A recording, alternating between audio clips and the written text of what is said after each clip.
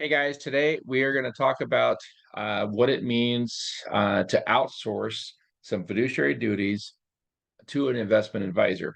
Okay, so we've talked about this before, but the very first step is that you should establish a retirement plan committee because that identifies who the plan fiduciaries are in the plan. It is not a requirement, it's not necessary, but I think it's a good best practice. It's not necessary for the plan fiduciary to then work with a plan fiduciary advisor.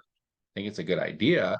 As a certified plan fiduciary advisor, I still work with a record keeper and sometimes with an administrator, some of whom I say can outsource fiduciary liability under ERISA Code Section 316 and 402A. But there's something unique about working with a plan fiduciary advisor. As a certified plan fiduciary advisor, I'm able to actually operate as an ERISA 338 investment fiduciary and an ERISA 321 co-fiduciary. So this is an important area for you to actually discharge some fiduciary duties. And we are told under ERISA that you have the responsibility to discharge fiduciary duties solely in the best interest of plan participants for the exclusive purpose of providing benefits to the participants and their beneficiaries, as a prudent person would, diversifying the investments and following the plan documents. So we are charged with this idea of delegating or discharging fiduciary duties. There's a variety of ways in which we can do so.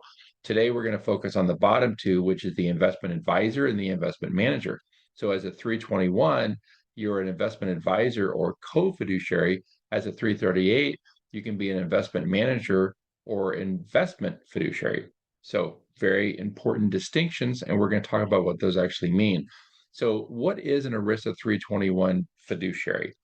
I'm operating as an ERISA 321 fiduciary for the plan, for the retirement plan committee, if I'm acting as a co-fiduciary with the retirement plan committee. I'm also operating as a 321 fiduciary if I'm offering investment advice to the retirement plan committee. And I'm operating as a RISA 321 fiduciary if I'm offering investment advice to plan participants. So when I meet with one of the employees and I'm giving them investment advice, what gives me the authority to do so? What authority do I have to give investment advice to the employees? Well, I do have that authority. I have the legal authority and credentials to do so, and I'm operating under ERISA 321. When I'm a member of the retirement plan committee, what gives me the authority to do so is ERISA Code Section 321.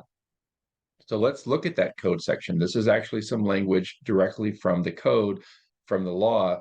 It says ERISA 321A, except as otherwise provided, a person is a fiduciary if they exercise any discretionary authority or render investment advice for a fee or other compensation, direct or indirect, or if they have discretionary authority or discretionary responsibility with the administration of the plan.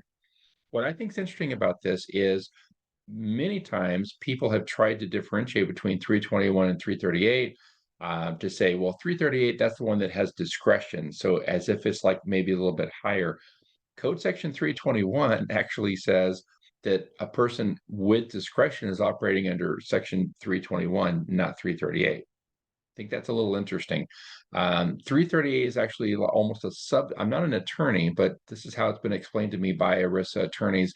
338 is almost a subsection under 321. So 321 is really the overarching body or segment of law that has to do with outsourcing to an investment advisor. I think this is also interesting. This is ERISA Code Section 321B.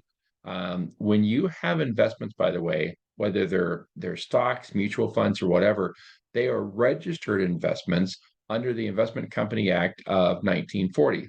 That's how they're registered as an investment company. They register those investments. And what it says is that such investments shall not by themselves cause an investment advisor to be operating in a fiduciary capacity unless they are in connection with an employee benefit plan that covers employees. So what does that mean?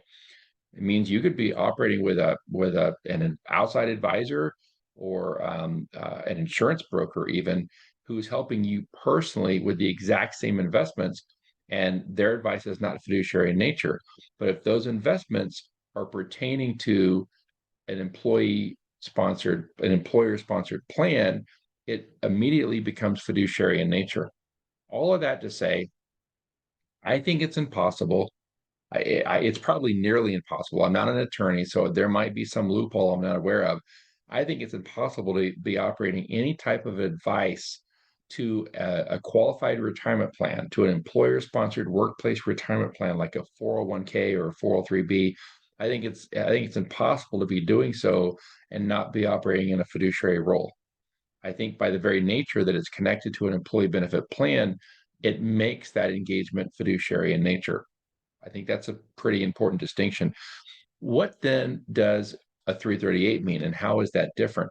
So I'm operating as an ERISA 338 fiduciary if I'm acting as an investment manager to the retirement plan committee, not an investment advisor, but an investment manager, particularly when I'm managing custom portfolios or managed accounts on behalf of the retirement plan committee. So with many of our clients, we build custom target age portfolios. The only way to build those custom portfolios and to actually manage investments inside of a qualified retirement plan is to be operating under ERISA 338. So that's the distinction from 321, is that you're actually managing the assets. Now, what the actual code says, the actual section of law that covers 338, it actually says that you're operating in a 338 role if you have the power to manage, acquire, or dispose of any assets of the plan.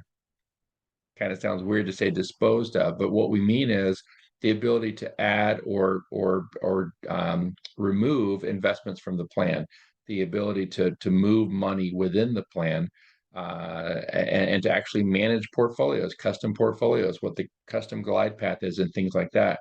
Also, you'd have to be a registered investment advisor under the Investment Advisor Act of 1940. So the only way to operate an ERISA 338 role is to be an investment advisor. And it says here in Section 2 that could be under the laws of the state.